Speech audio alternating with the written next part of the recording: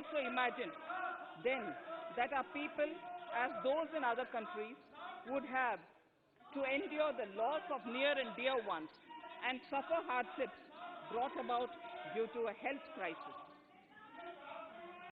The risk of not having a lockdown was far too high. Within 48 hours of declaring a 3-week-long complete lockdown, the Prime Minister announced the Pradhan Mantri Garib Kalyan Yojana, valued at 2.76 lakh crores, that provided free food grain to 800 million people, free cooking gas for 80 million families for months, and cash directly to over 400 million farmers, women, elderly, the poor, and the needy. Even as a large section of citizens stayed home, milk, vegetables, fruit suppliers, health and sanitary workers, truck drivers, railways and public transport workers, bank employees, electricity workers, our annadatas, police, firemen and the armed forces all had to go about their work as normal, but with the additional anxiety of the virus hanging over them.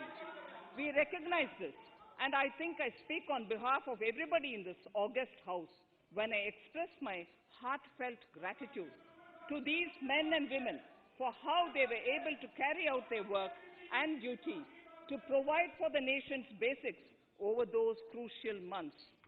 Speaker, sir, for public good, honorable members of parliament and members of legislative assemblies too offered their salaries. In May 2020, the government announced the Atmanirbhar Bharat package. To sustain the recovery further into the year, we also rolled out 2 more Atmanirbhar packages, 2 and 3. Total financial impact of all the Atmanirbhar Bharat packages, including measures taken by the RBI, was estimated to be about 27.1 lakh crores, which amounts to more than 13% of our GDP. As a government, we kept a watch on the situation and were proactive in our responses. The government, led by the Prime Minister, stretched its resources to deliver for most vulnerable sections of our society, the poorest of the poor, the Dalits, the tribals, the elderly, the migrant workers, and our children. The Pradhan Mantri Garib Kalyan Yojana, the 3 Atmanirbhar packages, and announcements made later were like 5 mini budgets in themselves. The Atmanirbhar packages accelerated our pace of structural reforms, redefinition of MSMEs, commercialization of the mining sector, agriculture and labor reforms, privatization of public sector undertakings, One Nation, One Ration Card, production-linked incentive schemes are some of the notable reforms carried out during this period. Faceless income tax assessment, DBT, and financial inclusion are the others. Today, India has 2 vaccines available and has begun medically safeguarding not only her own citizens against COVID-19, but also those of 100 or more countries. It is added comfort to know that 2 or more vaccines are also expected soon. Honorable Prime Minister launched the vaccination drive by crediting and thanking our scientists. We are ever grateful for the strength and rigor of their efforts. Having said that, we are all reminded time and again that our fight against COVID-19 continues into 2021.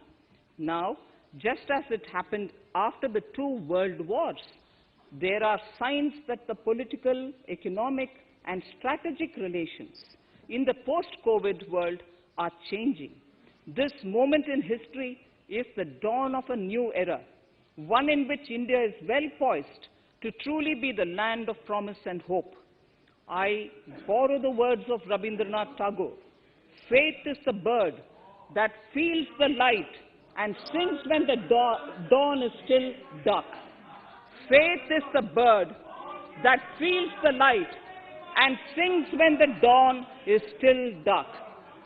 In this spirit, I can't help but recall the joy that we as cricket-loving nation felt after the Team India's recent spectacular success in Australia. It has reminded us of all the qualities that we as a people, particularly our youth, epitomize of having abundant promise and the unsuppressed thirst to perform and to succeed. Today, data shows that India now has one of the lowest death rate of 112 per million population and one of the lowest active cases of about 130 per million. This has laid the foundation to the revival we are seeing now in the economy. This budget will be the first of this new decade. This budget will also be a digital budget, and that has happened with all your support. So far, only 3 times has a budget followed a contraction in the economy. All such contractions earlier were as a result of situations typical to India. This time, the contraction in our economy is due to a global pandemic, just like in several other countries. Having said that, I want to confidently state that our government is fully prepared to support and facilitate the economy's reset. This budget provides every opportunity for our economy to raise and capture the pace that it needs for a sustainable growth. 2021 is the year of many important milestones for our history. I mention a few of these. It is the 75th year of independence, 60 years of Goa's accession to India, 50 years of the 1971 India-Pakistan War. It will be the year of the 8th census of independent India. It will also be India's turn at the BRICS presidency, the year for our Chandrayaan-3 mission, and the Haridwar Mahakumbh.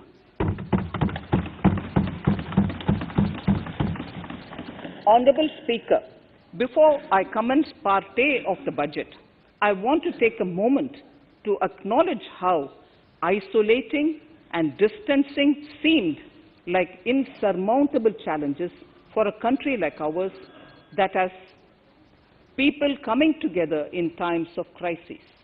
It hurts us in many ways.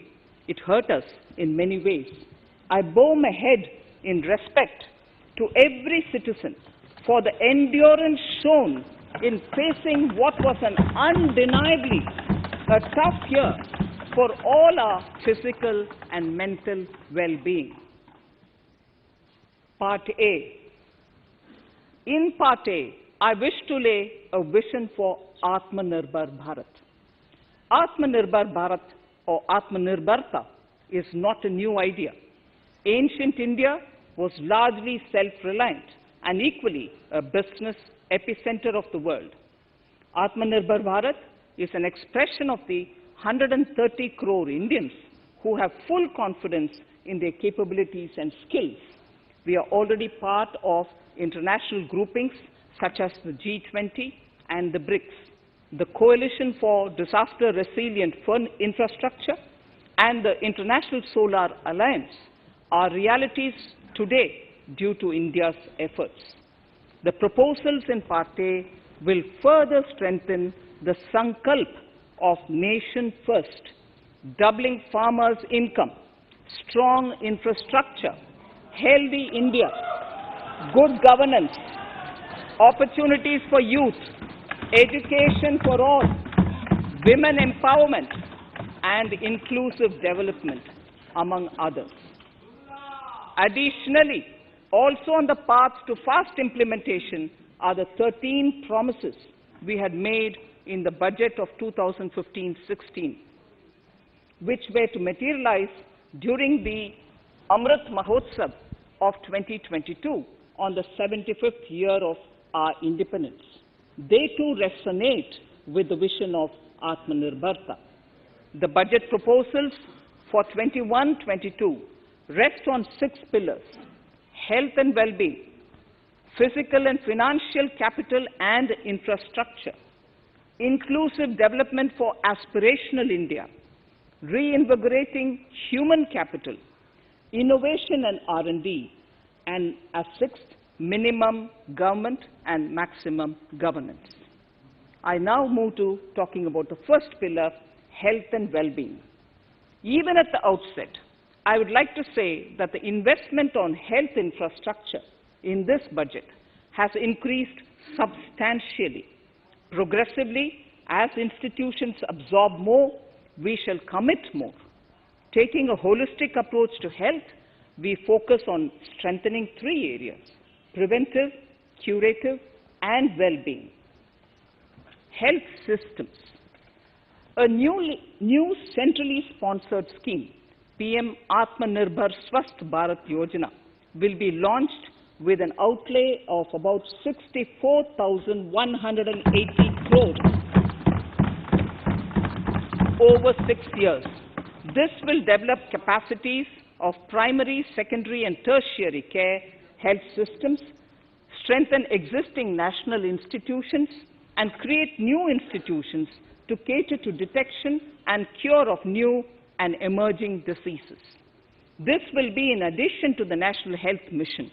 The main interventions under the scheme are support for over 17,000 rural and 11,000 urban health and wellness centers, setting up integrated public health labs in all districts, and 3,382 block public health units in 11 states, establishing critical care hospital blocks in 602 districts and 12 central institutions, strengthening of National Center for Disease Control, its 5 regional branches and 20 metropolitan health surveillance units, expansion of the integrated health information portal to all states and UTs to connect all public health labs, operationalization of 17 new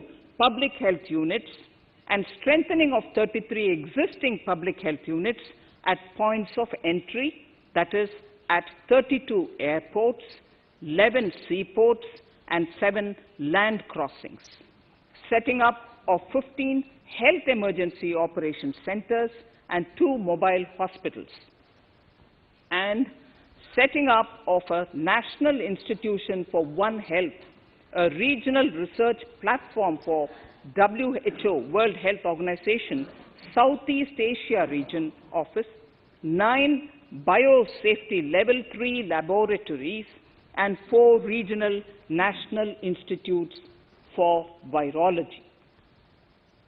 Nutrition. To strengthen nutritional content, delivery, outreach, and outcome, we will merge the supplementary nutrition program and the Poshan Abhiyan and launch the Mission Poshan 2.0. We shall adopt an intensified strategy to improve nutritional outcomes across 112 aspirational districts. Universal coverage of water supply. The World Health Organization has repeatedly stressed the importance of clean water, sanitation, and clean environment as a prerequisite to achieving universal health.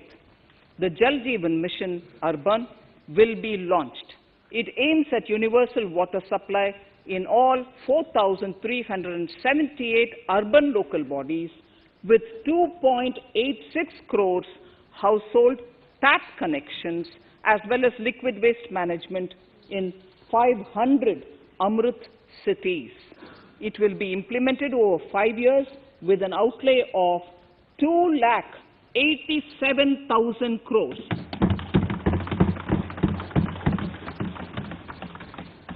Swachh Bharat and Swasth Bharat.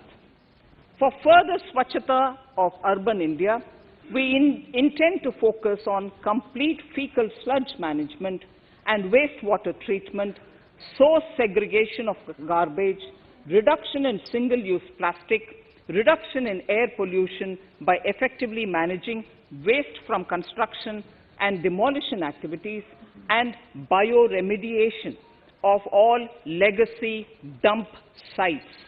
The Urban Swachh Bharat Mission 2.0 will be implemented with a total financial allocation of 1,41,678 crores over a period of 5 years from 2021.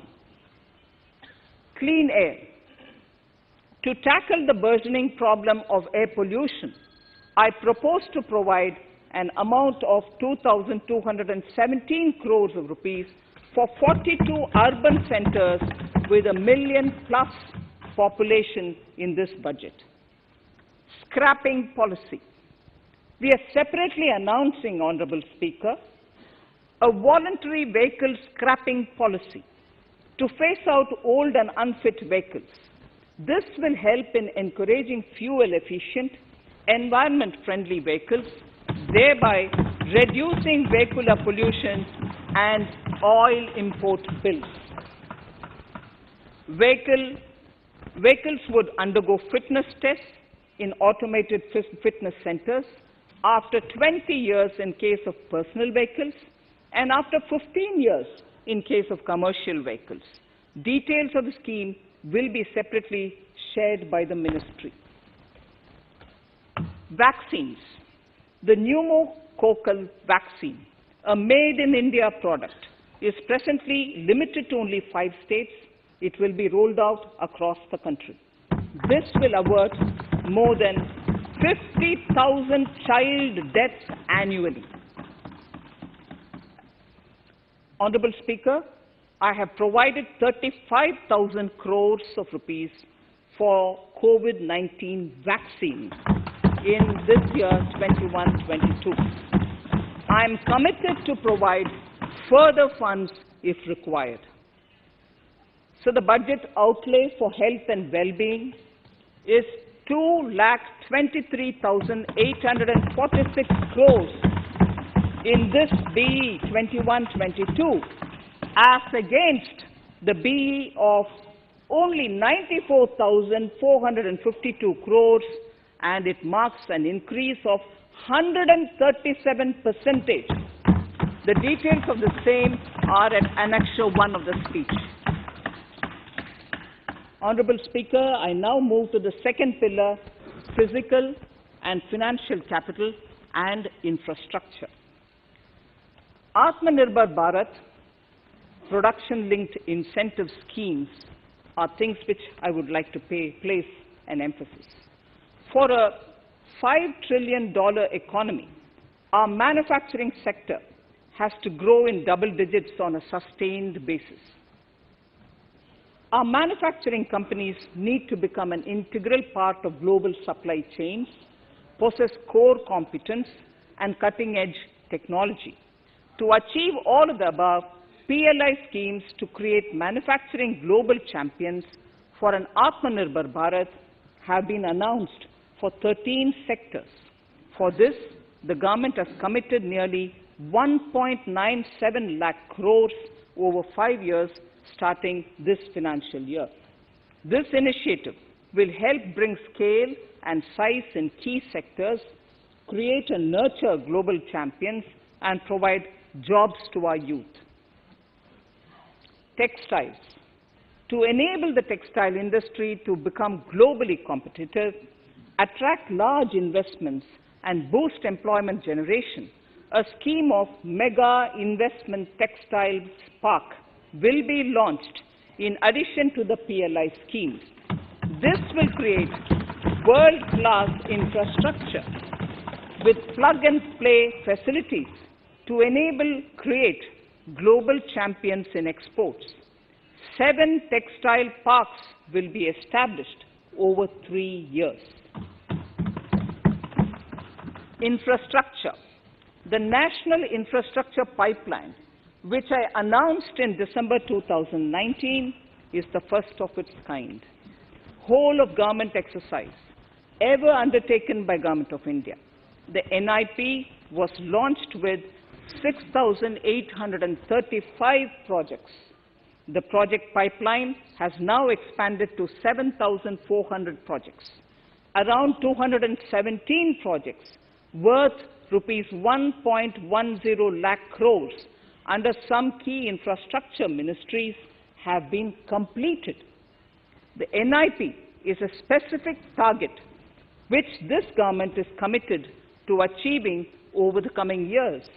It will require a major increase in funding from both the government and the financial sector. In this budget, I propose to take concrete steps to do this in 3 ways.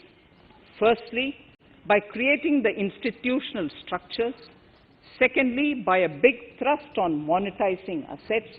And thirdly, by enhancing the share of capital expenditure in central and state budgets.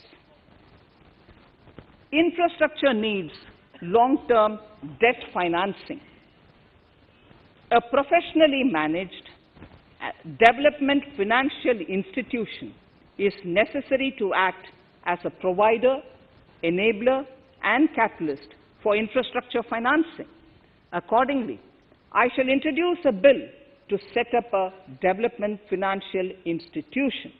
I have provided a sum of 20,000 crore rupees to capitalize this institution. The ambition is to have a lending portfolio of at least 5 lakh crores for this DFI within 3 years' time.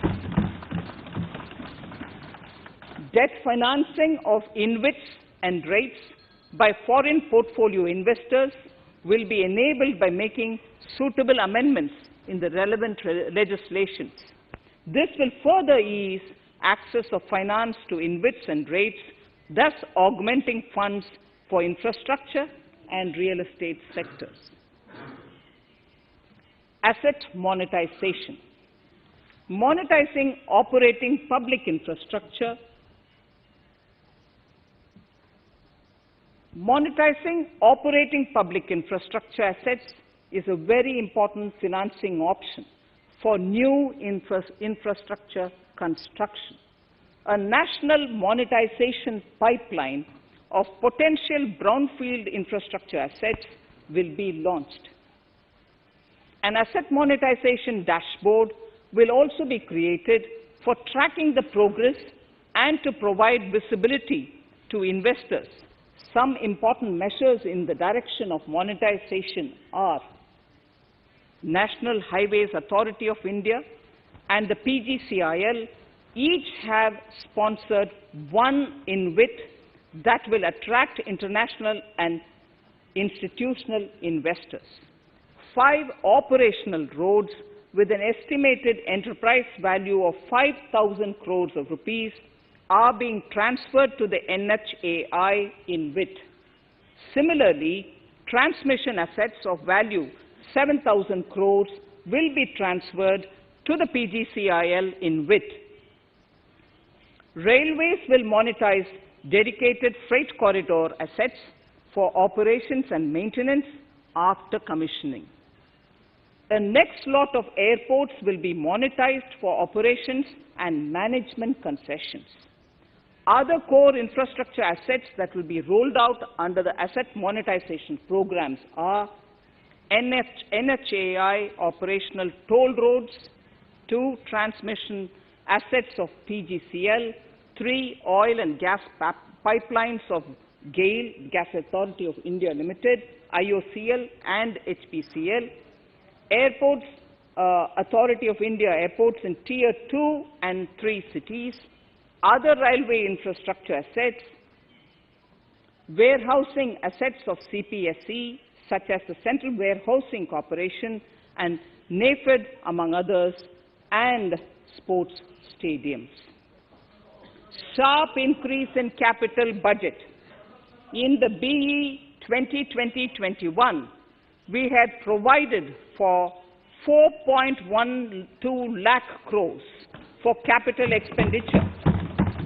It was our effort that in spite of resource crunch, we should spend more on capital, and we are likely to end this year at around 4.39 lakh crores, which I have provided in the RE of 2020-2021.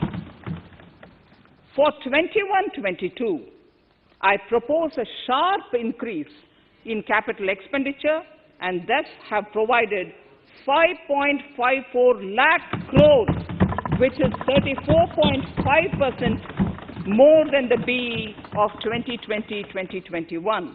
Of this, I have kept a sum of more than 44,000 crores in the budget head of the Department of Economic Affairs to be provided for projects, programs, or departments that show good progress in capital expenditure and are in need of further funds. Over and above this expenditure, we would also be providing more than 2 lakh crores to states and autonomous bodies for their capital expenditure. We will also work out specific mechanisms to nudge states to spend more of their budget on creation of infrastructure.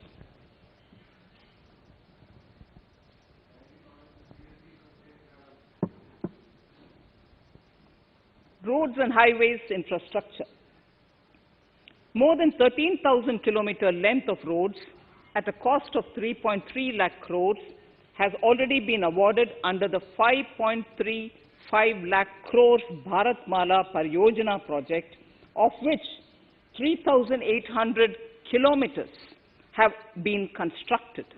By March 2022, we would be awarding another 8,500 kilometers and complete an additional 11,000 kilometers of national highway corridors.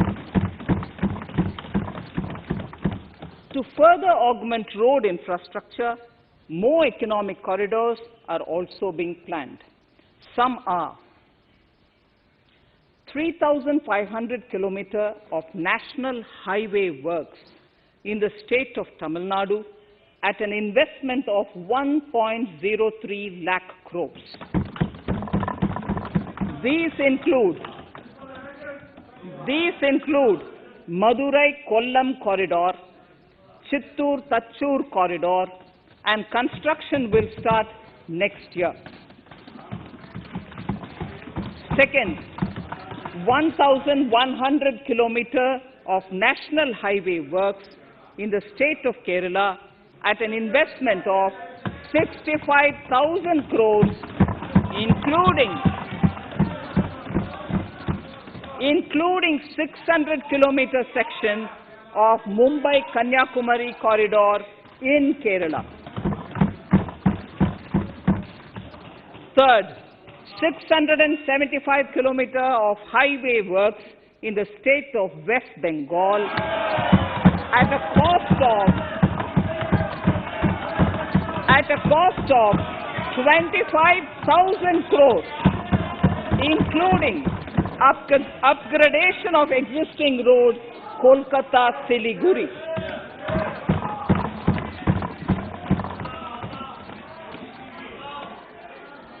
National highway works of around 19,000 crores are currently in progress in the state of Assam. Further works of more than 34,000 crores covering more than 1,300 kilometers of national highways will be undertaken in the state in the coming 3 years. Some of the flagship corridors and other important projects that would see considerable activity in 2021-22 are in Annexure 2 to my speech.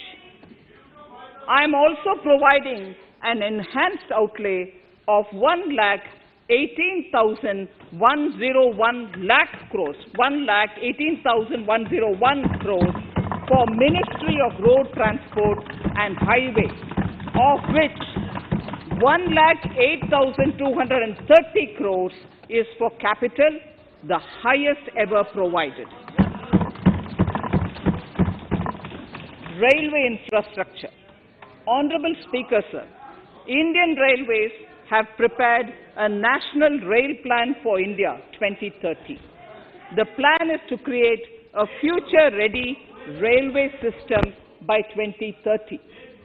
Bringing down the logistic costs for an industry is at the core of our strategy to enable Make in India.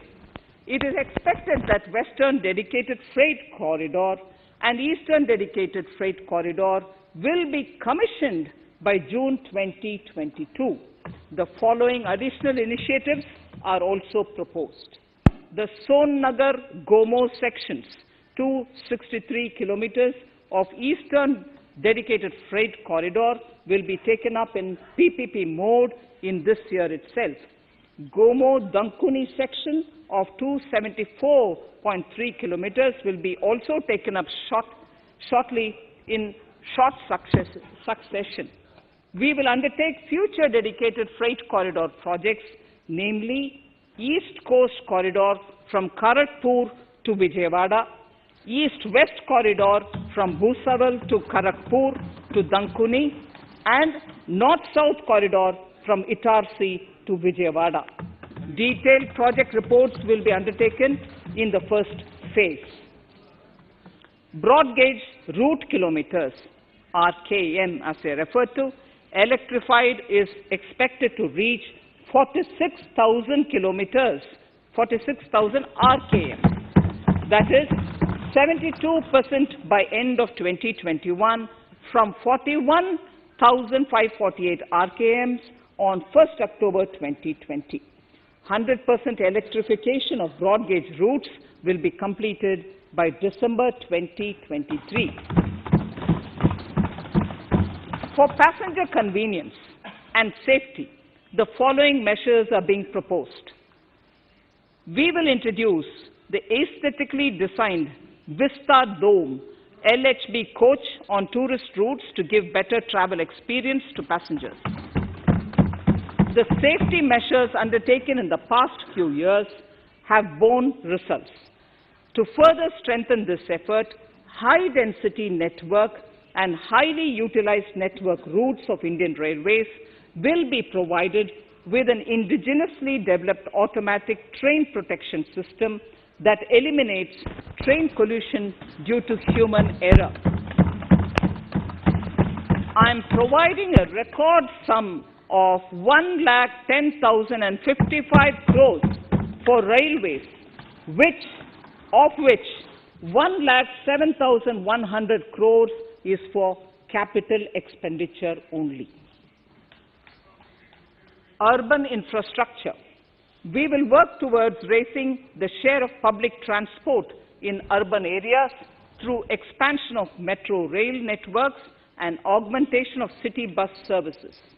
A new scheme will be launched at a cost of 18,000 crores to support augmentation of public bus transport services. The scheme will facilitate deployment of innovative PPP models to enable private sector players to finance, to acquire, to operate, and to maintain over 20,000 buses. The scheme will boost the automobile sector, provide fillip to economic growth, create employment opportunities for our youth, and enhance ease of mobility for urban residents. A total of 702 kilometers of conventional metro is operational, and another 1,016 kilometers of metro and RRTS is under construction in 27 cities. Two new technologies, that is Metro Light and Metro Neo, will be deployed to provide metro rail systems at much lesser cost with same experience, convenience, and safety in Tier 2 cities and peripheral areas of Tier 1 cities also. Central counterpart funding will be provided to Kochi Metro Railway Phase 2 of 11.5 kilometer at a cost of 1,957.05 crores. Chennai Metro Railway Phase 2 of 118.9 kilometers at a cost of 63,246 crores. Bengaluru Metro Railway Project Phase 2A and 2B of 58.19 kilometers at a cost of 14,788 crores. Nagpur Metro Rail Project Phase 2 and Nashik Metro at a cost of 5,976 crores and 2,092 crores respectively. Power infrastructure.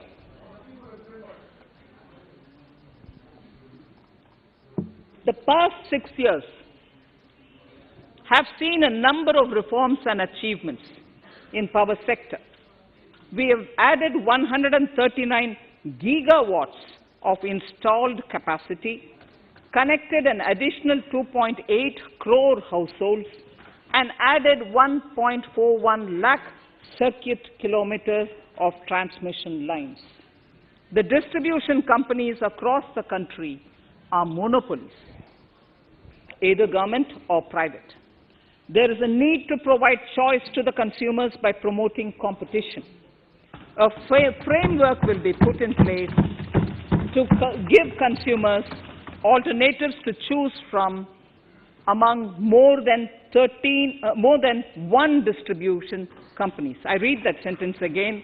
A framework will be put in place to give consumers alternatives to choose from among more than one distribution company. The viability of distribution companies is a serious concern. A revamped, reforms-based, result-linked power distribution sector scheme will be launched with an outlay of 3,05,984 crores over 5 years.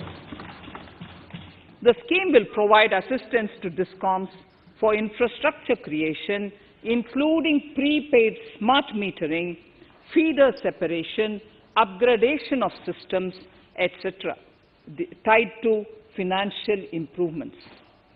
Prime Minister, while speaking at the third Reinvestment Conference in November 2020, had announced plans to launch a comprehensive national hydrogen energy mission.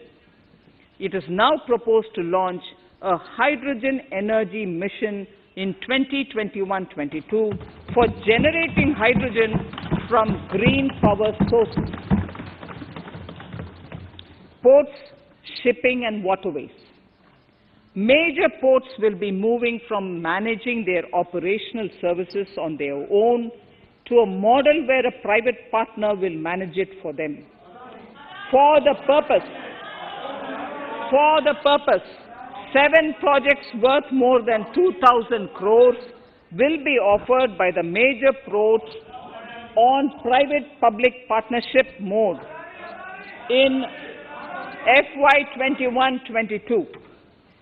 A scheme for promoting flagging of merchant ships in India will be launched by providing subsidy support to Indian shipping companies in global tenders floated by ministries and CPSCs. An amount of 1,624 crores will be provided over 5 years.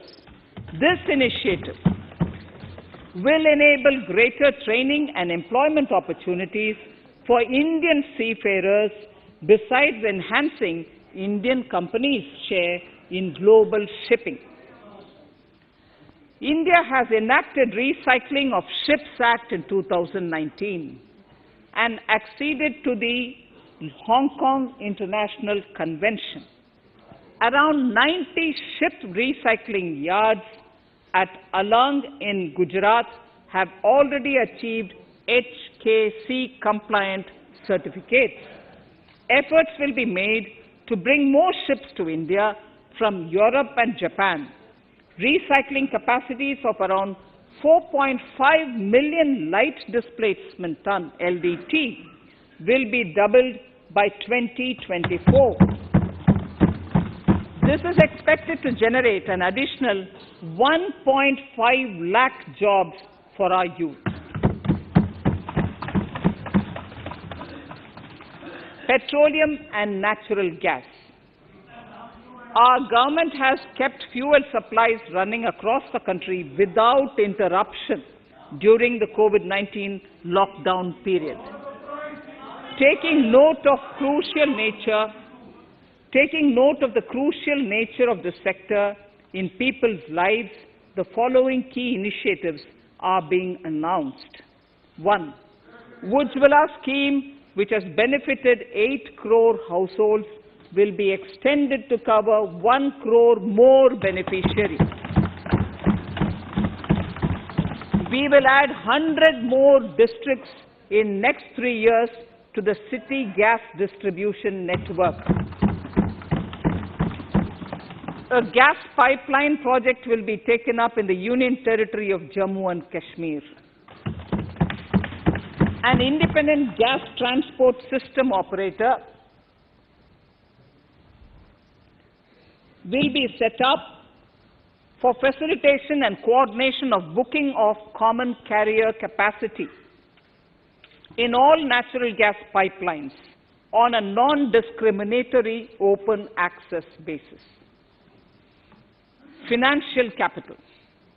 I propose to consolidate the provisions of the SEBI Act 1992, Depositories Act 1996, Securities Contracts Regulation Act 1956, and Government Securities Act 2007 into a rationalized single Securities Markets Code. The government would support the development of a world-class fintech hub at the GIFT IFSC. To instill confidence amongst the participants in corporate bond market during times of stress and to generally enhance secondary market liquidity, it is proposed to create a permanent institutional framework. The proposed body would purchase investment-grade debt securities both in the stressed and normal times and help in the development of the bond market. In the budget 2018-19, government had announced its intent to establish a system of regulated gold exchanges in the country.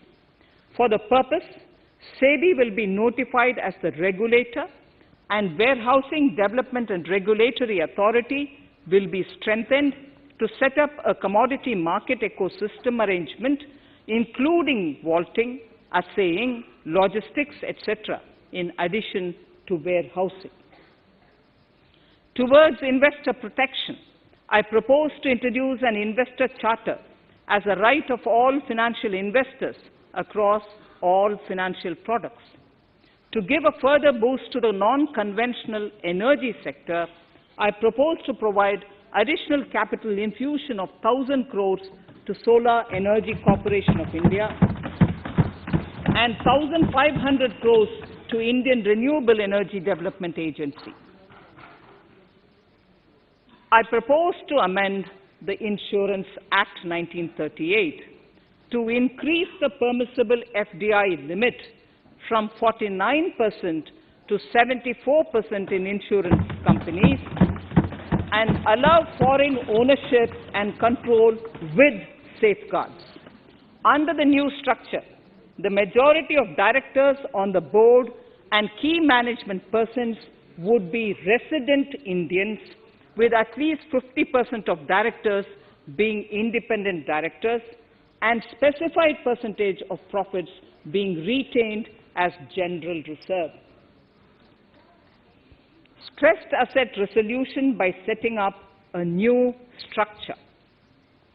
The high level of provisioning by public sector banks of their stressed assets calls for a measure to clean up the bank books.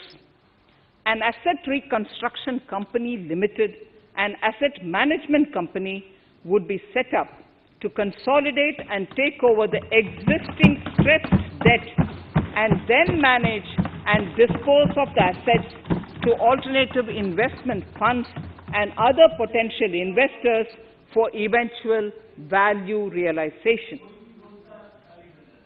Recapitalization of PSB. To further consolidate the financial capital capacity of PSBs, further recapitalization of 20,000 crores is proposed in 21-22. Deposit insurance. Last year, government had approved an increase in the deposit insurance cover from 1 lakh rupees to 5 lakhs for bank customers. I shall be moving amendments to DICGC Act 1961 in this session itself to streamline the provision so that if a bank is temporarily unable to fulfill its obligations, the depositors of such bank can get easy and time-bound access to their deposits to the extent of the deposit insurance cover. This would help depositors of banks that are currently under stress. To improve credit discipline, while continuing to protect the interests of small borrowers, for NBFCs with minimum asset size of 100 crores, the minimum loan size eligible for debt recovery under the Securitization and Reconstruction of Financial Assets and Enforcement of Security Interests SARFAESI Act 2002, it is proposed to be reduced from the existing level of 50 lakhs to 20 lakhs. Company matters. The decriminalization of the procedural and technical compoundable offences under Companies Act 2013 is now complete. I now propose to take up decriminalization of the Limited Liability Partnerships Act 2008. Honourable Speaker, I propose to revise the definition under the Companies Act 2013 for small companies by increasing the threshold for paid-up capital from not exceeding 50 lakh to not exceeding 2 crores and turnover from not exceeding 2 crores to not exceeding 20 crores. This will benefit more than 2 lakh companies in easing their compliance requirements. As a further measure which directly benefits startups and innovators, I propose to incentivize the incorporation of one-person companies by allowing one-person companies to grow without any restriction on paid-up capital and turnover, allowing their conversion into any other type of company at any time, reducing the residency limit for an Indian citizen to set up an one-person company from 182 days to 120 days, and allow also non-resident Indians to incorporate OPCs in India. This will be a big boost for startups. To ensure faster resolution of cases, the NCLT framework will be strengthened, e-court system shall be implemented, and alternate methods of debt resolution and special framework for MSMEs shall be introduced. During the coming fiscal, we will be launching data analytics, artificial intelligence, machine learning driven MCA 2.1 version to MCA 21 version 3.0. MCA 21 version 3.0. This version 3.0 will have additional modules for e-scrutiny, e-adjudication, e-consultation, and compliance management. Disinvestment and strategic sale. In spite of COVID-19, we have kept working towards strategic disinvestment. A number of transactions, namely BPCL, Air India, Shipping Corporation of India, Container Corporation of India, IDBI Bank, Bharat Earth Movers Limited, Pavan Hans, Neelachal Ispat Nigam Limited, among others, would be completed in 21-22. Other than IDBI Bank, we propose to take up the 2 public sector banks and 1 general insurance company in the year 21-22. This would require legislative amendments, and I propose to introduce the amendments in this session itself. In 21-22, we would also bring the IPO of LIC for which I am bringing the requisite amendments in this session itself. In the Atmanirbhar package, I had announced that we will come out with a policy of strategic disinvestment of public sector enterprises. I'm happy to inform the House that the government has the government has approved the said policy. The policy provides a clear roadmap for disinvestment in all non-strategic and strategic sectors. We have kept 4 areas that are strategic, where bare minimum CPSEs will be maintained and rest privatized. In the remaining sectors of all CPSEs will be privatized. The main highlights of the policy are mentioned in Annexure 3. To fast forward the disinvestment policy, I'm asking NITI to work out on the next list of centre public sector companies that would be taken up for strategic disinvestment. To similarly incentivize states to take to disinvestment of their public sector companies, we will work out an incentive package of central funds to states. Idle assets will not contribute to Atmanirbhar Bharat. The non-core assets largely consist of surplus land with government ministries and departments and public sector enterprises. Monetizing of land can either be by way of direct sale or concession or by similar means. This requires special abilities, and for this purpose, I propose to use a special purpose vehicle in the form of a company that would carry out this activity. In order to ensure timely completion of closure of sick or loss-making CPSEs, we will introduce a revised mechanism that will ensure timely closure of such units. I have estimated 1,75,000 crores as receipts from disinvestment in BE 21-22.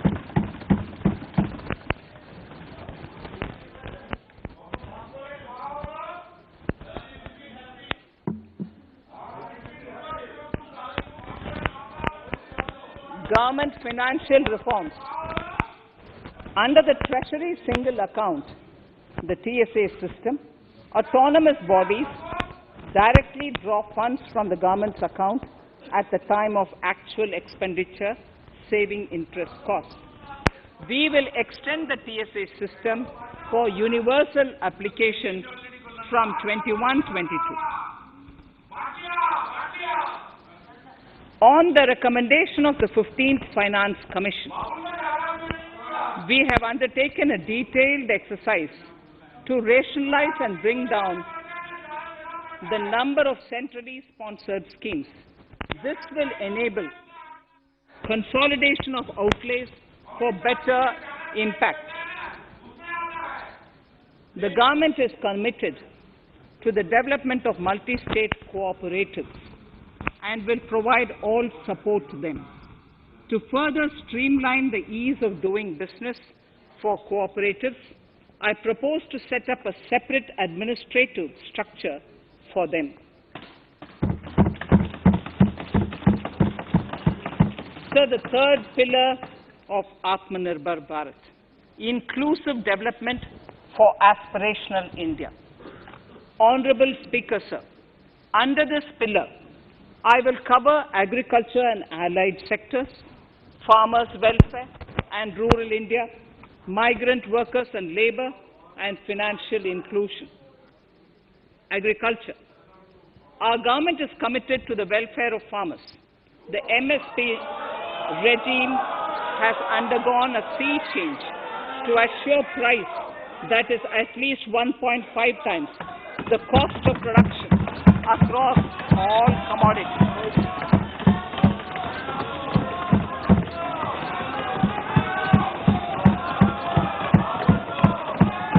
The procurement has also continued to increase at a steady pace.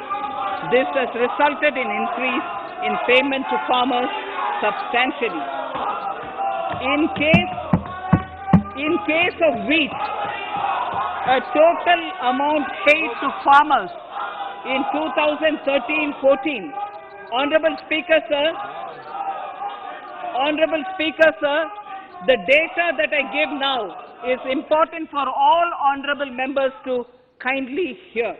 In case of wheat, the total amount paid to farmers in 2013-14 was 33,874 crores.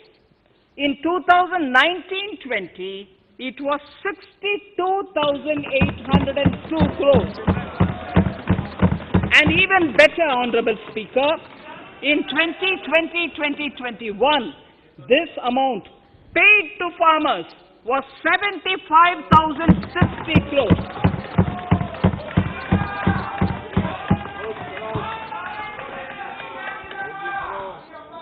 Honorable Speaker, again an important fact, the number of wheat growing farmers that were benefited increased in 2020-21 to 43.36 lakhs compared to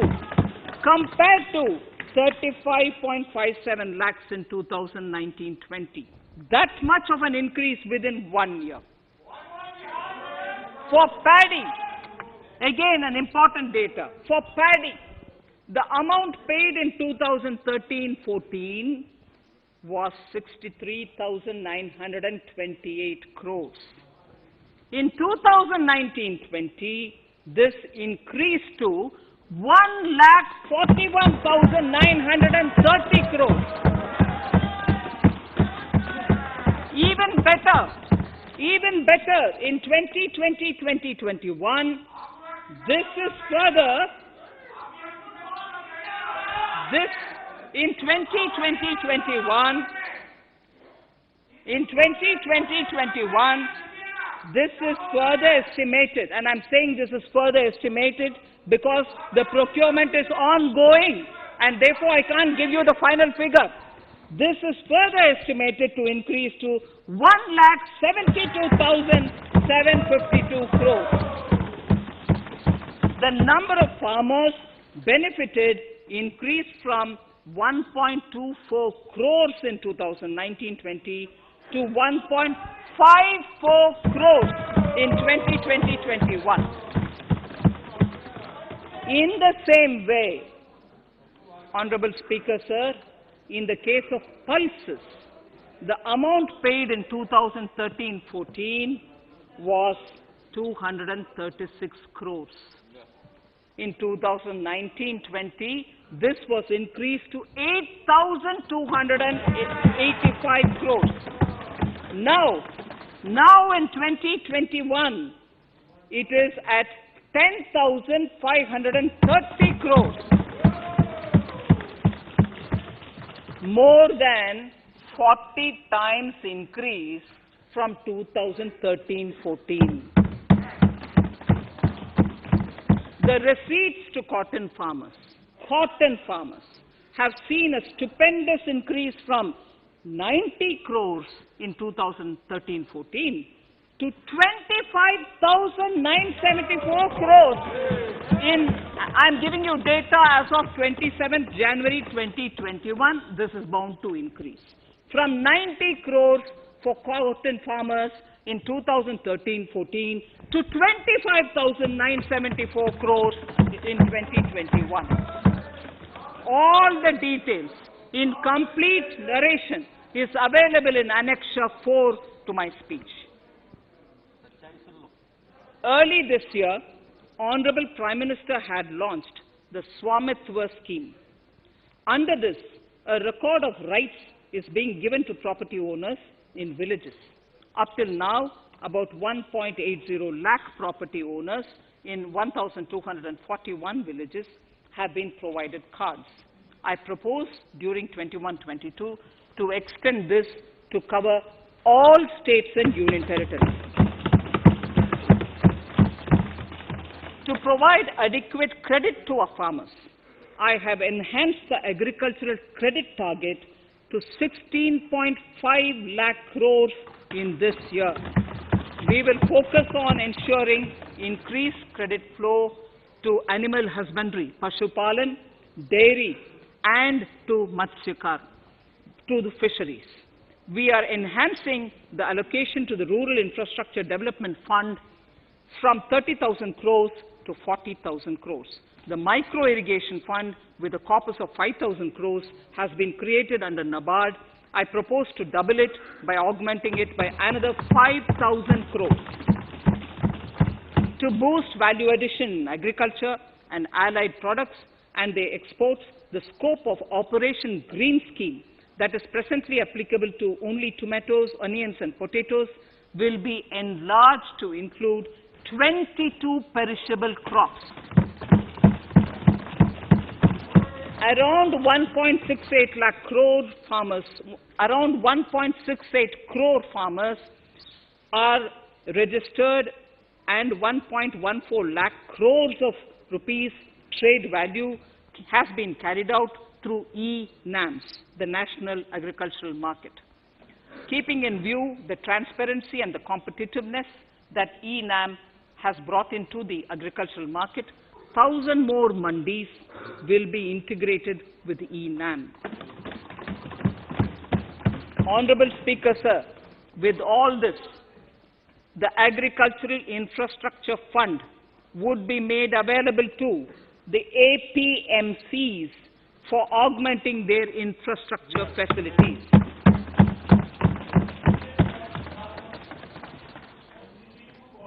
Fisheries.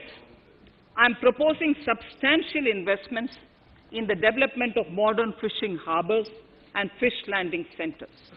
To start with, 5 major fishing harbors, Kochi, Chennai, Visakhapatnam, Paradip, and Petua Ghat, will be developed as hubs for economic activity.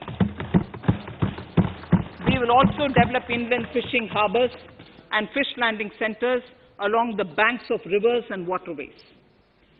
Seaweed farming is an emerging sector with potential to transform the lives of coastal communities. It will provide large-scale employment and additional incomes. To promote seaweed farming and cultivation, I propose a multi-purpose seaweed park to be established in Tamil Nadu. Migrant workers and laborers. We have launched the One Nation, One Ration Card scheme, through which beneficiaries can claim their rations anywhere in the country. Migrant workers in particular benefit from the scheme. Those staying away from their families can partially claim their ration where they are stationed, while their family in their native places can claim the rest. I am happy to inform you that One Nation, One Ration Card plan is under implementation by 32 states and union territories, reaching about 69 crore beneficiaries. That's a total of 86% beneficiaries covered. The remaining 4 states and UTs will be integrated in the next few months. To further extend our efforts towards the unorganized labor force, migrant workers in particular, I propose to launch a portal that will collect relevant information on gig workers, building and construction workers, among others. This will help formulate health, housing, skill, insurance credit, and food schemes for all migrant workers. We will conclude a process that began 20 years ago with the implementation of the 4 labor codes. For the first time globally, social security benefits will be extended to gig and platform workers.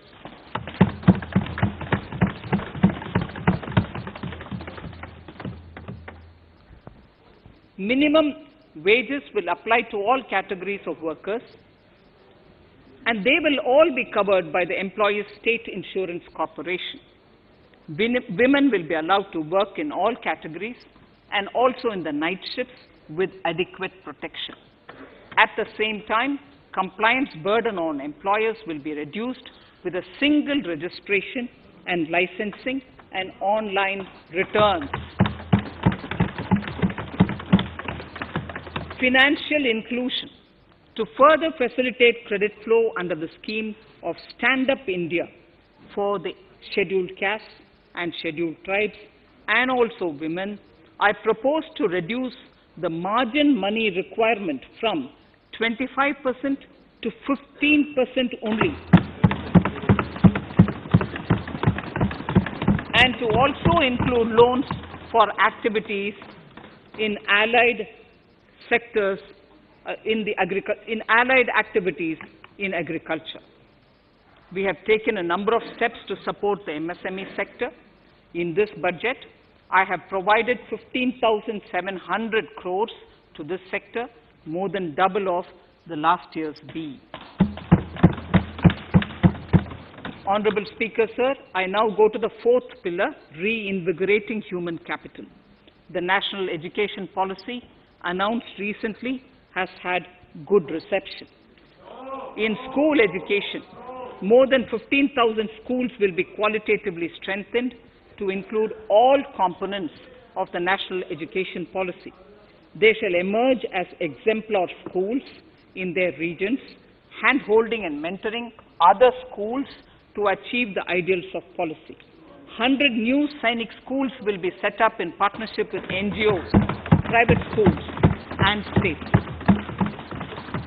Higher education. In Budget 2019-20, I had mentioned about the setting up of a higher education commission in India. We would be introducing the legislation this year to implement the same. It will be an umbrella body having 4 separate vehicles for standard setting, accreditation, regulation, and funding.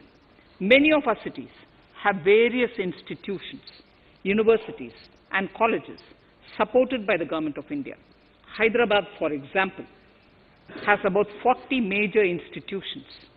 In 9 such cities, we will create a formal umbrella structure so that these institutions can have better synergy while also retaining their internal autonomy. A glue grant will be set aside for this purpose. For accessible higher education in Ladakh, I propose to set up a central university in Leh.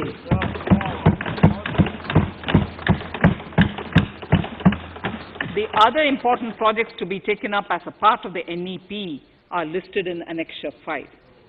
Scheduled caste and scheduled tribes welfare. We have set ourselves a target of establishing 750 Eklavya model residential schools in our tribal areas. I propose to increase the unit cost of each such school from 20 crores, which is what it is now, to 38 crores, and for hilly and difficult areas to 48 crores. This would help creating robust infrastructure facilities for our tribal students. We have revamped the post-metric scholarship scheme for the welfare of scheduled caste students. I have also enhanced the central assistance in this regard. We are allotting 35,219 crores for 6 years till 25-26 to benefit 4 crores scheduled caste students. Skilling. In 2016, we had launched the National Apprenticeship Promotion Scheme. The government proposes to amend the Apprenticeship Act with a view to further enhancing apprenticeship opportunities for our youth. We will realign the existing scheme of National Apprenticeship Training Scheme for providing post-education apprenticeship, training of graduates and diploma holders in engineering. Over 3,000 crores will be provided for this purpose. An initiative is underway, Honorable Speaker, in partnership with the United Arab Emirates to benchmark skill qualifications, assessment and certification, accompanied by the deployment of certified workforce. We also have a collaborative training, intertraining program between India and Japan to facilitate transfer of Japanese industrial and vocational skills, techniques, and knowledge. We will take forward this initiative with many more countries also.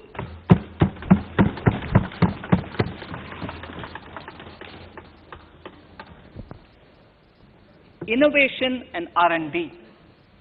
In my budget speech of 2019, I had announced the National Research Foundation. We have now worked out the modalities, and the NRF outlay will be of 50,000 crores over 5 years. It will ensure that the overall research ecosystem in the country is strengthened with focus on identified national priority thrust areas. There has been a manifold increase in digital payments in the recent past. To give a further boost to digital transactions, I earmarked 1,500 crores for a proposed scheme that will provide financial incentive to promote digital mode of payment. We will undertake a new initiative, National Language Translation Mission. This will enable the wealth of governance and policy-related knowledge on the Internet being made available in major Indian languages.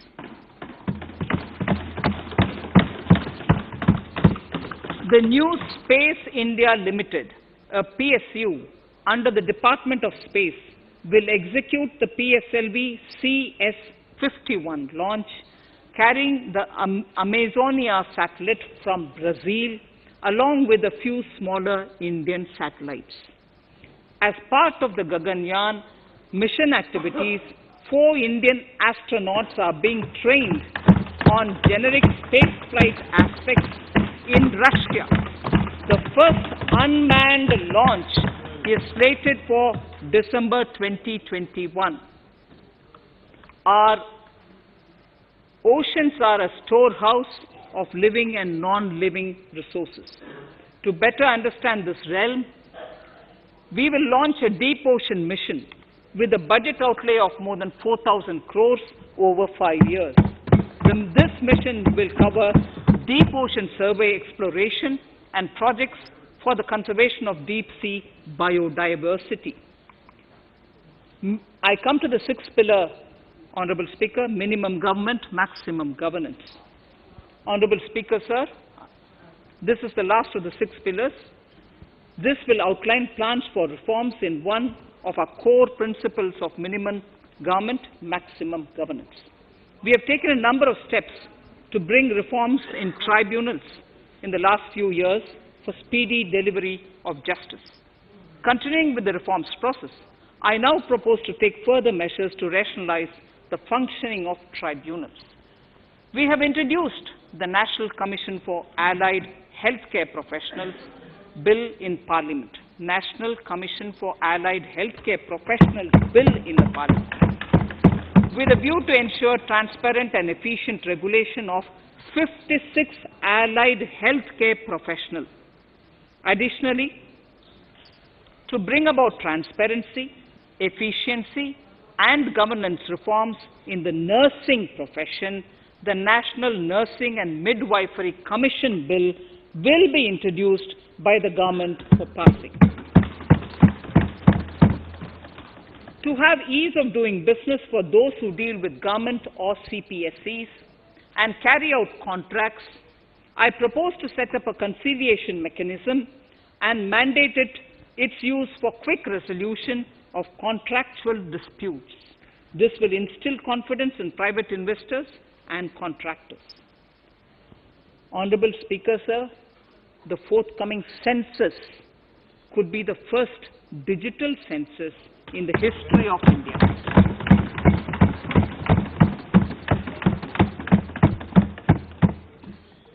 For this monumental milestone marking task, I have allocated 3,768 crores in this year, 21-22. Honorable Speaker, Goa is celebrating the Diamond Jubilee year of the state's liberation from Portuguese rule. From the Government of India's side, I propose to grant 300 crores to the Government of Goa for the celebration. I propose to provide 1,000 crores for the welfare of tea workers, especially women and children in Assam and West Bengal. A special scheme will be devised for the same.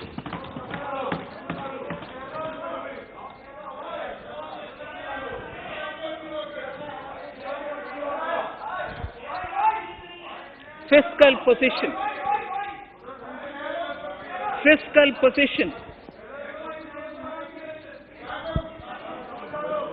In these last few paragraphs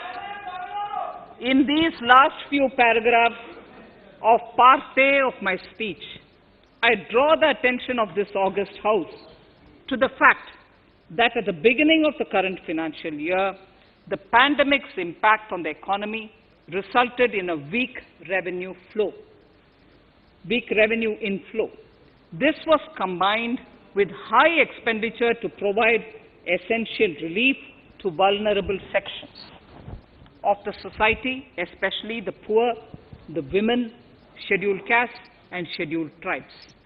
Unlike many other countries, we opted for a series of medium-sized packages during the pandemic so that we could calibrate and target our response according to the evolving situation. Once the health situation stabilized and the lockdown was being slowly lifted, we switched to ramping up government spending so as to revive domestic demand. As a result, against an original BE expenditure of 30.42 lakh crores for 2020-21, our RE estimates are 34.50 lakhs.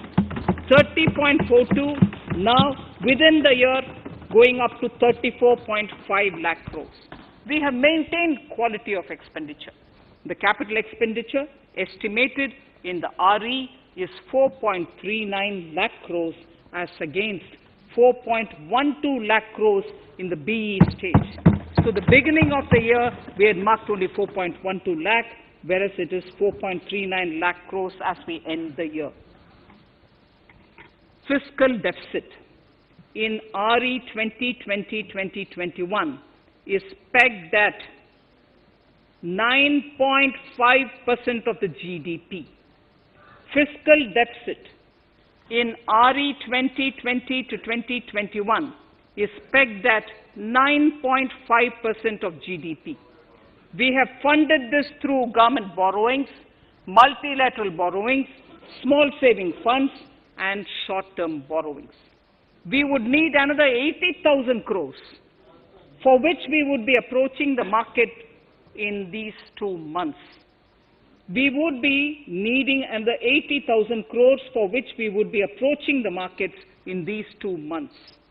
To ensure that the economy is given the required push, our BE estimates for expenditure in 21-22 are 34.83 lakh crores.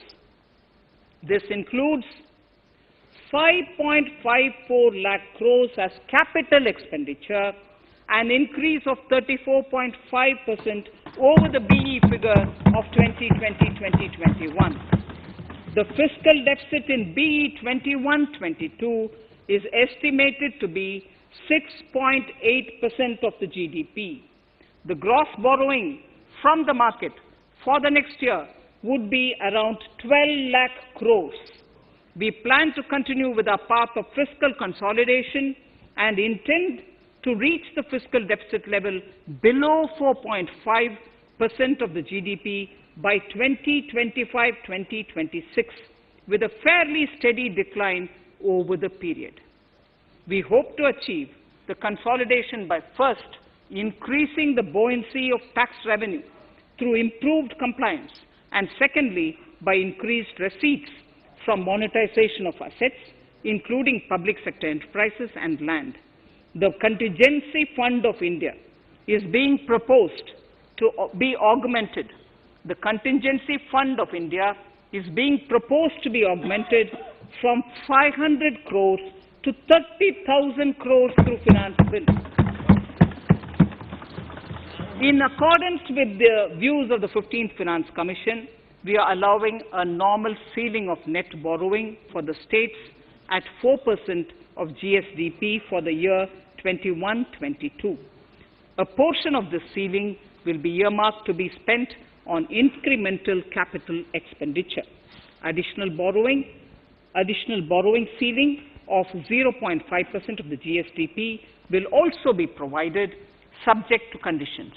States will be expected to reach a fiscal deficit of 3% of GSDP by 2023-24 as recommended by the 15th Finance Commission. In the July 2019-20 budget, I introduced the Statement 27 on extra budgetary resources. It disclosed the borrowings of the government agencies that went towards funding Government of India schemes and whose repayment burden was on the government. In my 2020-21 budget, I enhanced the scope and coverage of that statement by including the loans provided by government to the FCI, the Food Corporation of India. Taking a step further in this direction, I propose to discontinue the NSSF loan to FCI for food subsidy, and accordingly, budget provisions have been made in RE 2020-21 and in the BE 2021-22. The extra budgetary resource details are at Annexure 6. We know that the FRBM Act mandates fiscal deficit of 3% of GDP to be achieved by 31st March 2020-2021. The effect of this year's unforeseen and unprecedented circumstances has necessitated the submission of a deviation statement under Sections 4 of Subclause 5 and Section 7, Subclause 3b of the FRBM Act, which I am laying on the table of the House as part of the FRBM documents. Towards achieving central government fiscal deficit along the broad path that I have already indicated, I will be introducing an amendment to the FRBM Act. Honorable Speaker, on the 9th of December 2020, the 15th Finance Commission submitted its final report covering the period 2021 to 2026 to the Rashtrapati Ji. The government has laid the Commission's report along with the explanatory memorandum in the Parliament, retaining the vertical shares of the states at 41%. We recognize our commitment to fiscal federalism and propose, therefore, to adhere to this recommendation. Jammu and Kashmir in the 14th Finance Commission was entitled to get devolution being a state. Now the funds of the UTs of Jammu Kashmir and Ladakh would be provided by the centre. I have also provided on the Commission's recommendation 1,18,452 crores as revenue deficit grant to 17 states in 21-22 as against 74,340 crores to 14 states in 2020-21. Honorable Speaker, I would now move to Part B of my speech.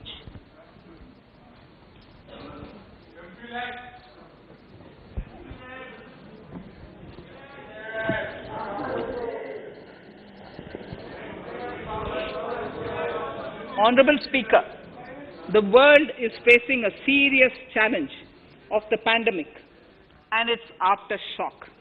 In these trying times, when many economies are struggling to revive, our people and our industry have exhibited remarkable resilience. As I mentioned already, post-pandemic, a new world order seems to be emerging, one in which Asia is poised to occupy a prominent position, and India will have a leading role therein. In this scenario, our tax system has to be transparent, efficient, and should promote investments and employment in our country. At the same time, it should put minimum burden on our taxpayers. I borrow the words of Thiruvalluvar, the saint. Yetralum, Eatalum, Kathalum, Katha Vaguthalum, Nalla Valladarasu. A king or a ruler is the one who creates and acquires wealth, protects and distributes it for common good. Tirukkural. Direct tax proposals. Keeping this in mind, the words of Tirukkural, our government introduced a series of reforms in the direct tax system for the benefit of our taxpayers and the economy. Few months prior to the pandemic, in order to attract investments, we slashed our corporate tax rate to make it among the lowest in the world. The dividend distribution tax too was abolished. The burden of taxation on small taxpayers was eased by increasing rebates. In 2020, the return filers saw a dramatic increase to 6.48 crores from 3.31 crores in 2014. In the direct tax administration, we had recently introduced the faceless assessment and faceless appeal. I now seek to take further steps to simplify the tax administration, ease compliance, and reduce litigation. Relief to senior citizens. I begin my direct tax proposals by offering my pranam to our senior citizens. Many of them, despite having foregone several basic necessities of their own, have strived to build our nation. Now in the 75th year of independence of our country, when we continue our endeavor with renewed vigor, we shall reduce compliance burden on our senior citizens who are 75 years of age and above. For senior citizens who only have pension and interest income, I propose exemption from filing their income tax returns.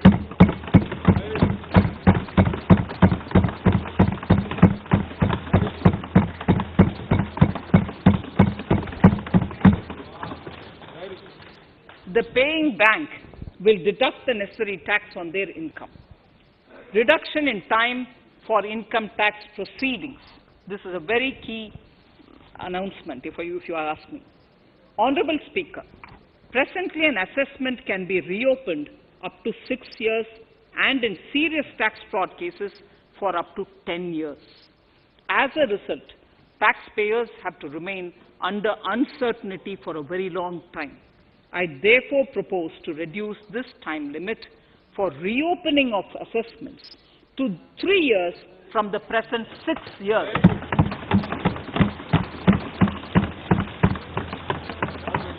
In serious tax evasion cases too, only where there is evidence of concealment of income of 50 lakh or more in a year. In serious tax evasion cases too, only where there is evidence of concealment of income of 50 lakh or more in a year can the assessment be reopened up to 10 years. Even this reopening can be done only after the approval of the Principal Chief Commissioner, the highest level of Income Tax Department. Setting up the Dispute Resolution Committee. Honorable Speaker, it has been the resolve of this government to reduce litigation which mars the present taxation system. The government came out with the Direct Taxation Vivad Se Vishwas scheme to give taxpayers an opportunity to settle long-pending disputes and be relieved to further strain on their time and resources. The response from taxpayers has been the best ever, as over 110,000 taxpayers have already opted to settle tax disputes of over 85,000 crores under the scheme. To further reduce litigation for small taxpayers, I propose to constitute a dispute resolution committee for them, which will be faceless to ensure efficiency, transparency, and accountability.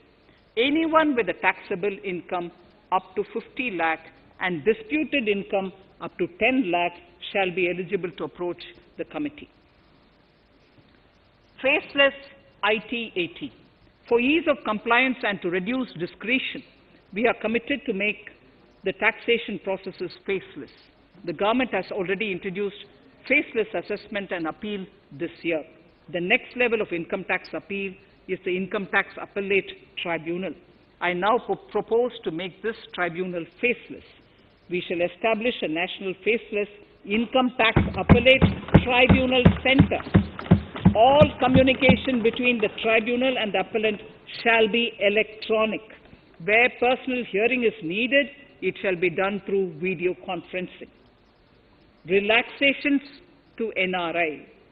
When non-resident Indians return to India, they have issues with respect to their accrued incomes in their foreign retirement accounts. This is usually due to mismatch in taxation period. They also face difficulties in getting credit for Indian taxes in foreign jurisdictions. I propose to notify rules for removing their hardship of double taxation. Exemption from audit. Currently, if your turnover exceeds 1 crore, you have to get your accounts audited. In February 2020 budget, I had increased the limit for tax audit to 5 crores for those who carry out 95% of their transactions digitally. To further incentivize digital transactions and to reduce compliance burden, I propose to increase this limit for tax audit for such persons from 5 crores to 10 crores. Relief for dividend. In the previous budget, I had abolished the dividend distribution tax in order to incentivize investment. Dividend was made taxable in the hands of shareholders. Now, in order to provide ease of compliance, I propose to make dividend payment to rate and InvIT exempt from TDS. Further, as the amount of dividend income cannot be estimated correctly by the shareholders for paying advance tax, I propose to provide that advance tax liability on dividend income shall arise only after the declaration or payment of dividend. Also, for the foreign portfolio investors, I propose to enable deduction of tax on dividend income at lower treaty rate. Attracting foreign investment into infrastructure sector. In the last budget, for attracting foreign investment in the infrastructure sector, we had granted 100% tax exemption, subject to certain conditions, to foreign sovereign wealth funds and pension funds on their income from investment in Indian infrastructure. We have noticed that few of such funds are facing difficulties in meeting some of the conditions.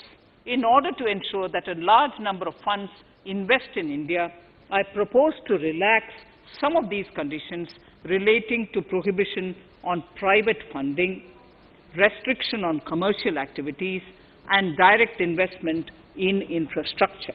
In order to allow funding of infrastructure by issue of zero-coupon bonds, I propose to make notified infrastructure debt funds eligible to raise funds by issuing tax-efficient zero-coupon bonds. Affordable housing.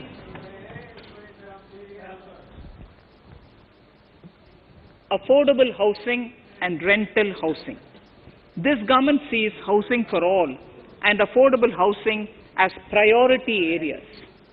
In July 2019 budget, I provided an additional deduction of interest amounting to 1.5 lakh for loan taken to purchase an affordable house.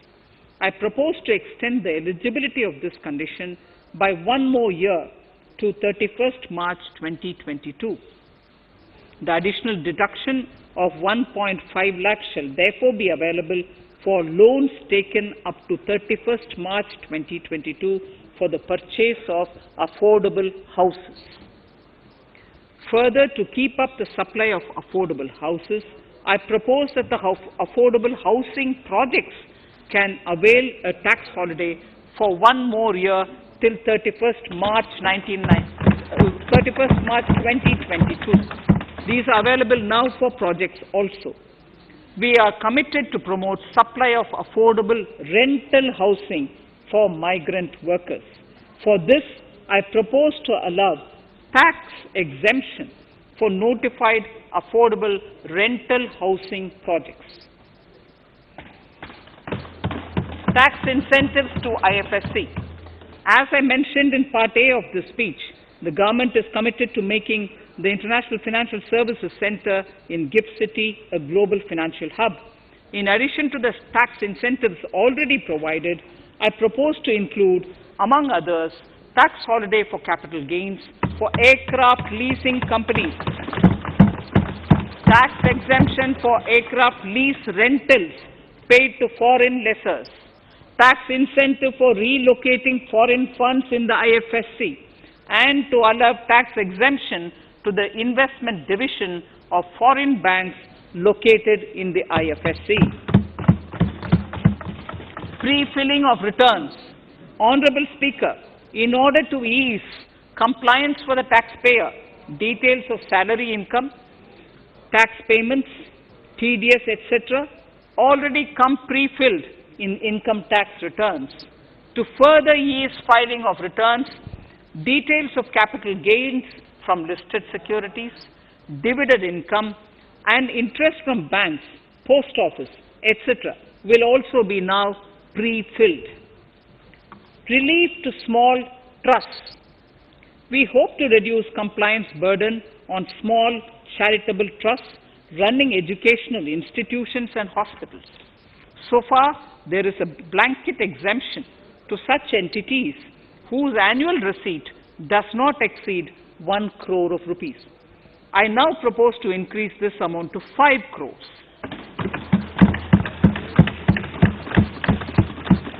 Labor welfare. We have noticed that some employers deduct the contribution of employees toward provident funds, superannuation funds, and other social security funds, but do not deposit these contributions within the specified time. For these employees, this means a loss of interest or income. In cases where an employer later becomes financially unviable, non-deposit results in a permanent loss for the employees. In order to ensure that employees' contributions are deposited on time, I reiterate that the late deposit of employees' contribution by the employer will not be allowed as deduction to the employer.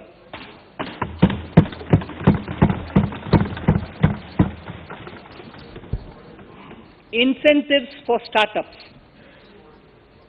In order to incentivize startups in the country, I propose to extend the eligibility for claiming tax holiday for startups by 1 more year, till 31st March 2022. Further, in order to incentivize funding for the startups, I propose to extend the capital gains exemption for investment in startups by 1 more year, till 31st March 2022. Sir, I now come to indirect tax proposals. GST. Before I come to my indirect tax proposals, I would like to appraise the House on GST. The GST is now 4 years old, and we have taken several measures to further simplify it. Some of the measures include nil return through SMS, quarterly return and monthly payment for small taxpayers, electronic invoice system, validated input tax statements, pre-filled editable GST return, and staggering of returns filing. The capacity of GST and system has also been enhanced. We have also deployed deep analytics and artificial intelligence to identify tax evaders and fake billers and launched special drives against them. The results speak for themselves. We have made record collections in the last few months. The GST Council has painstakingly thrashed out thorny issues. As chairperson to the Council, I want to assure this House that we shall take every possible measure to smoothen the GST further and to remove anomalies such as inverted duty structure. Custom duty rationalization. Our custom duty policy should have the twin objective of promoting domestic manufacturing and helping India get on to global value chain and export better. The thrust now has to be on easy access to raw materials and exports of value-added products. Towards this, last year, we started overhauling the customs duty structure, eliminating 80 outdated exemptions. I also thank everyone who responded overwhelmingly to a crowdsourcing call for suggestions on this revamp. I now propose to review more than 400 old exemptions this year. I repeat, I now propose to review more than 400 old exemptions this year. We will conduct this through extensive consultations, and from 1st October 2021, we will put in place a revised customs duty structure free of distortions. I also propose that any new customs duty exemptions, therefore, henceforth will have validity up to 31st March, following 2 years from the date of the issue. Electronic and mobile phone industry. Domestic electronic manufacturing has grown rapidly. We are now exporting items like mobiles and chargers.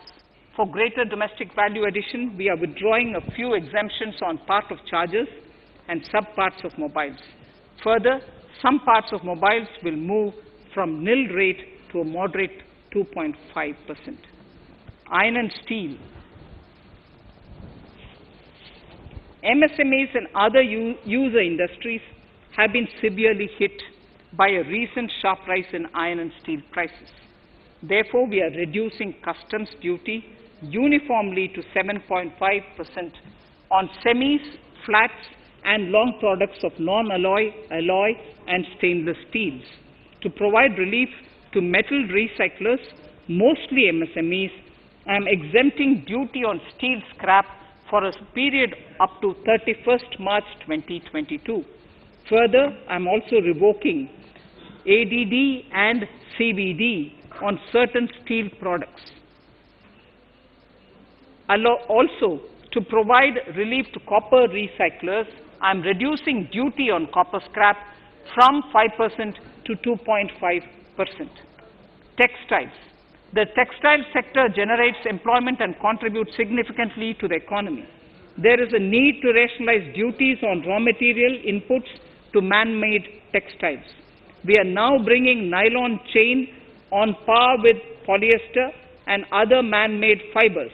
We are uniformly reducing the BCD rates on caprolactam, nylon chips, nylon fiber, and yarn to 5%.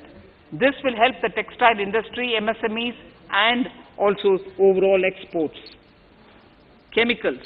We have calibrated customs duty rates on chemicals to encourage domestic value addition and to remove inversions. Apart from other items, we are reducing customs duty on naphtha to 2.5% to correct inversion. Gold and silver presently attract a basic customs duty of 12.5%. Since the duty was raised from 10% in July 19, prices of precious metals have risen sharply. To bring it closer to previous levels, we are rationalizing customs duty on gold and silver. Renewable energy. In Part A, we have already acknowledged that solar energy has huge promise for India. To build up domestic capacity, we will notify a phased manufacturing plan for solar cells and solar panels. At present, to encourage domestic production, we are raising duty on solar inverters from 5% to 20% and on solar lanterns from 5% to 15%. Capital equipment and auto parts. There is immense potential in manufacturing heavy capital equipment domestically. We will comprehensively review the rate structure in due course. However, we are revising duty rates on certain items immediately. We propose to withdraw exemptions on tunnel boring machine. It will attract a customs duty of 7.5% and its parts a duty of 2.5%. We are raising customs duty on certain auto parts to 15% to bring them on par with general rate on auto parts. MSME products. We are proposing certain changes to benefit MSMEs. We are increasing duty from 10 to 15% on steel screws and plastic builderwares. On prawn feed, we increase it from 5 to 15%. We are rationalizing exemption on import of duty-free items as an incentive to exporters of garments, leather and handicraft items. Almost all of these items are made domestically by our MSMEs. We are withdrawing exemption on imports of certain kinds of leathers as they are domestically produced in good quantity and quality, mostly by MSMEs. We are also raising customs duty on finished synthetic gemstones to encourage domestic processing. Agriculture products to benefit farmers. We are raising customs duty on cotton from nil to 10%, on raw silk and silk yarn from 10 to 15%. We are also withdrawing end-use-based concession on denatured ethyl alcohol. Currently, rates are being uniformly calibrated to 15% on items like maize, bran, rice bran, oil cake, and animal feed additives. There is an immediate need to improve agricultural infrastructure so that we produce more while also conserving and processing agricultural output efficiently. This will ensure enhanced remuneration for our farmers. To earmark resources for this purpose, I propose an agricultural infrastructure and development cess on a small number of items. However, while applying this cess, we have taken care not to put additional burden on consumers on most items. Rationalization of procedures and easing of compliance. For a judicious application, we propose certain changes in the provisioning related to ADD, anti-dumping duty, and CVD, countervailing duty levies. To complete customs investigation, we are prescribing definite timelines. In 2020, we rolled out the Turant Customs Initiative, which brought in faceless, paperless, and contactless customs measures. With effect from September 2020, we have implemented a new procedure for administration of rules of origin. This has helped in putting a check on misuse of FTAs. The specific details of direct and indirect tax changes proposed are listed in the annexure to my speech. Honorable Speaker, sir, with these words, I commend the budget to this august House. Thank you.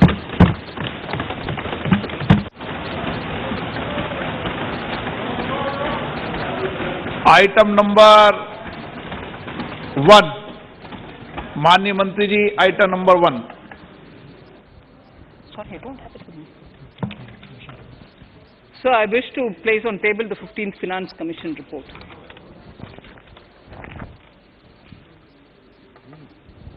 Item number 3, माननीय मंत्री जी। So, I wish to lay on the table the following statements under Section 3(1) of the Fiscal Responsibility and Budget Management Act 2003, the medium-term fiscal policy cum fiscal policy strategy statement and macroeconomic framework statement.